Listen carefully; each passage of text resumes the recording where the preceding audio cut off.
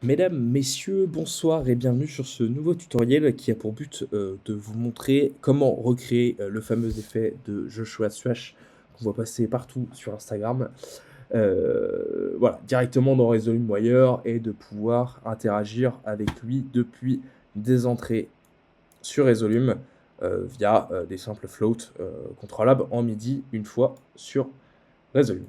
Comment on va procéder? Alors, on va commencer d'abord par, créer, notre float-in, qui va permettre d'être une entrée directement de Resolume et lui attribuer une valeur MIDI.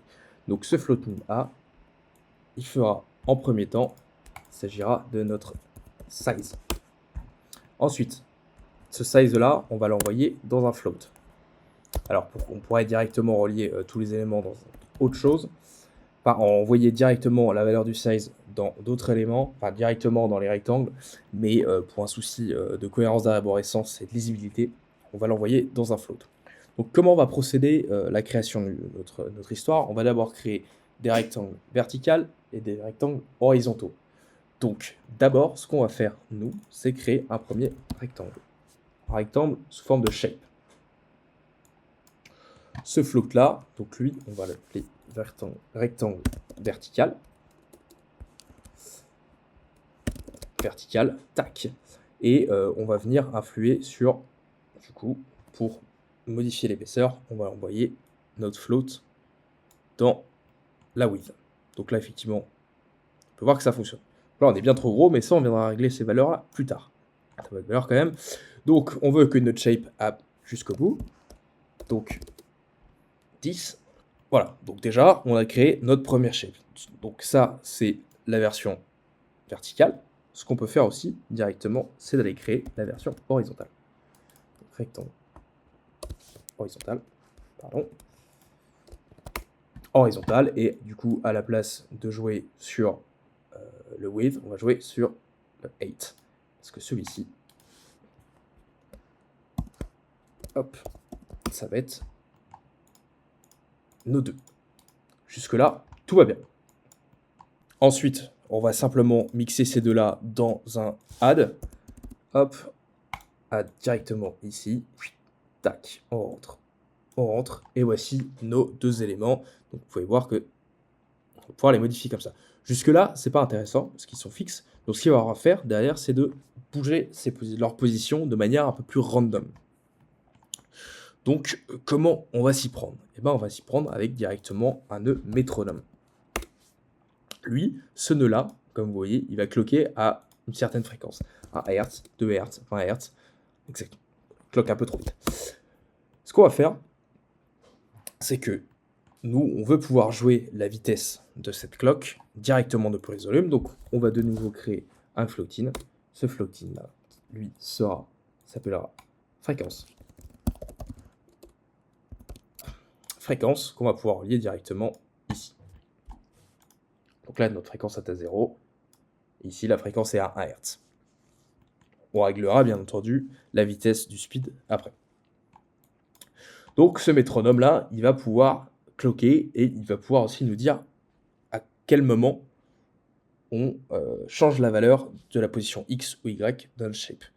Donc, avant ceci, ces valeurs, il va falloir les envoyer dans des randoms. Pardon, random. Tac. Donc, nous, ce qu'on veut, c'est que on va faire un peu de place.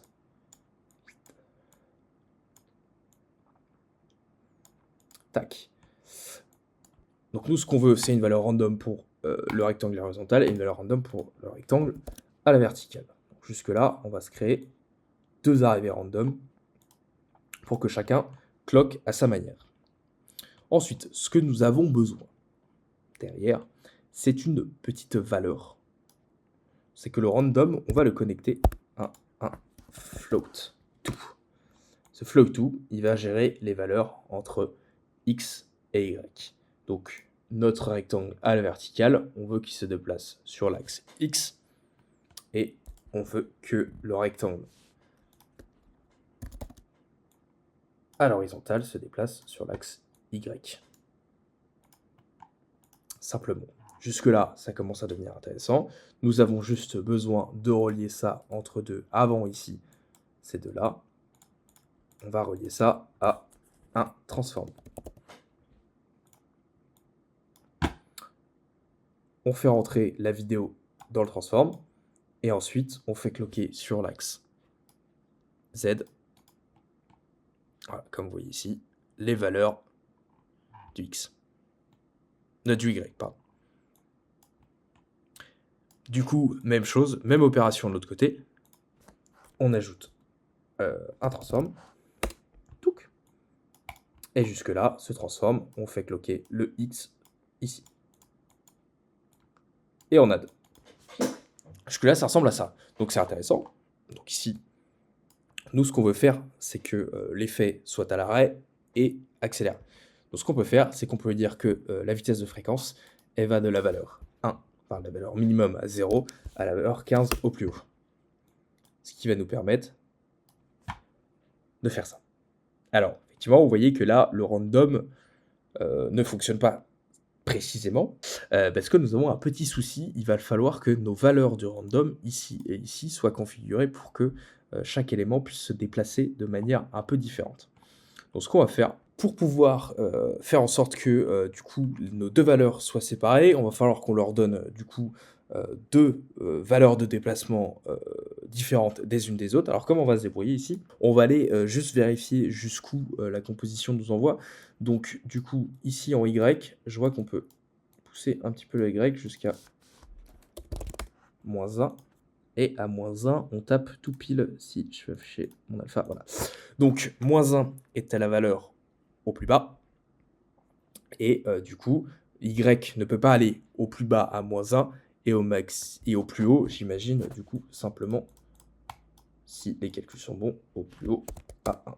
Voilà. Donc là, notre élément ne peut pas aller plus haut ou plus bas. Donc du coup, sa valeur maximum sera de 1 et sa valeur minimum du clock sera de -1. Et du coup, ce random, on le reconnecte ici. Et voilà. Donc là, on a notre élément qui fluctue. Et du coup, on va faire pareil ici de ce côté-là, de la même chose. Donc nous, ce qu'on veut, c'est de l'élément au maximum à 1 et au minimum, tu ailles à -1. Alors, pour être sûr que du coup, il aille bien jusqu'au bout, on va vérifier à la main. Ici, à -1. Et à -1, effectivement, on n'est pas assez là. -1 point. Hop. -1.4, toujours pas. Donc ce sera peut-être... pas. Ok, -1, ça fonctionne pas. -1.6, peut-être. Toujours pas. -1.8, toujours pas. On n'y est pas. -1.7. Ok, -1.75. Ok, exactement. Donc moi, j'ai ma valeur au maximum, au minimum de -75. Donc ma valeur minimum sera de -1.75.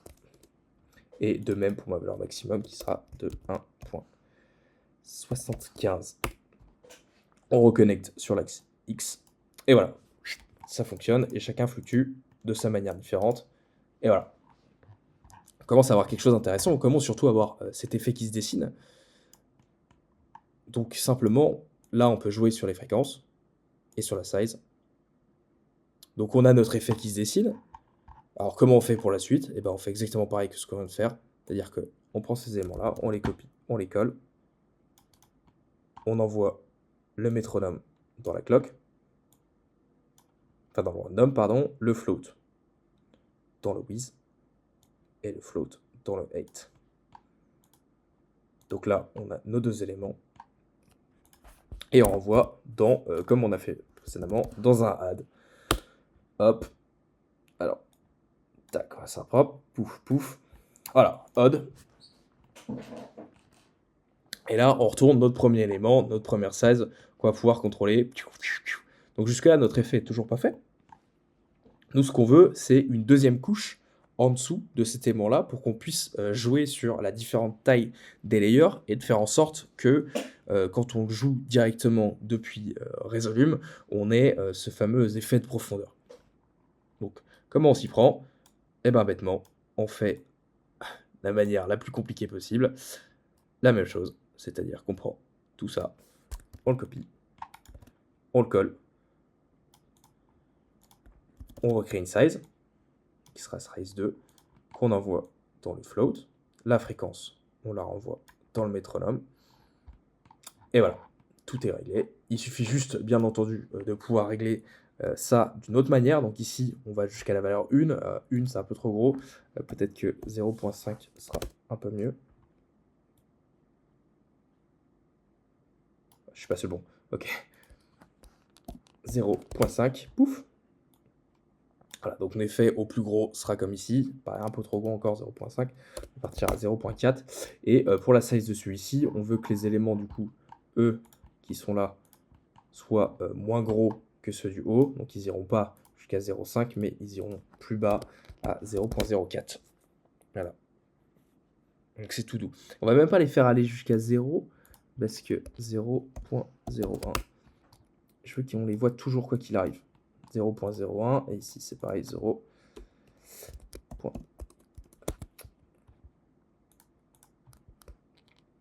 0.01. Voilà. Donc là, on a nos deux éléments du haut et du bas qui nous permettent de créer ces petites instances-là. Alors, comment on veut faire si jamais on en veut un peu plus de lignes? Parce que là, si on va les regrouper, donc on refait un add, on les recompose ensemble. Add, tac, tac, voilà. Donc là, on a des éléments qui varient. On commence à retrouver l'effet de Joshua. On a une add, mais admettons qu'on veuille un peu plus de lignes. Pour X raison, on souhaite avoir quelque chose d'un peu plus chargé.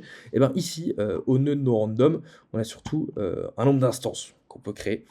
Si on souhaite en avoir un peu plus, on peut se créer un float in qui, lui, ne sera pas un signal, mais un attribut. Cet attribut-là, il va d'une instance, donc une fois les lignes qui sont créées, à 5 fois les lignes qui sont créées. Donc ce qu'on peut faire, c'est que ces instances-là, on peut les envoyer directement dans le métronome, dans tous nos métronomes. Instance, instance, instance. Et à partir du moment où on va les changer, et on va créer plus ou moins d'éléments. Et donc on refait la même chose. Float in, ici, ici, ici. Et il nous en manque un. Tac. On a tout le monde? On a tout le monde. Voilà. Donc déjà, à partir de là, on a quasi presque recréé la globalité de l'effet. On n'y est pas encore, il nous manque quelques trucs. Déjà, on va commencer par renommer ça sur instance.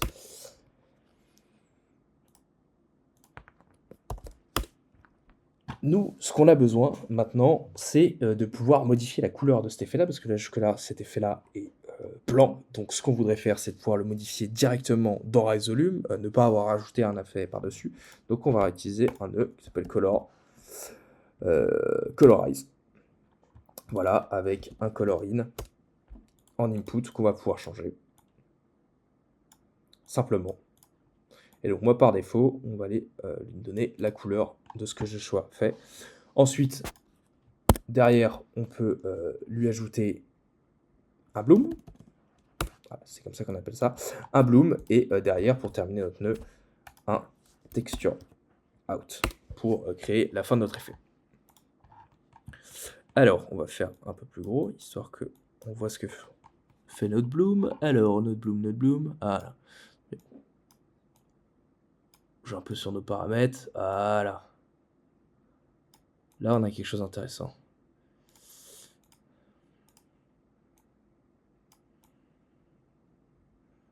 Voilà.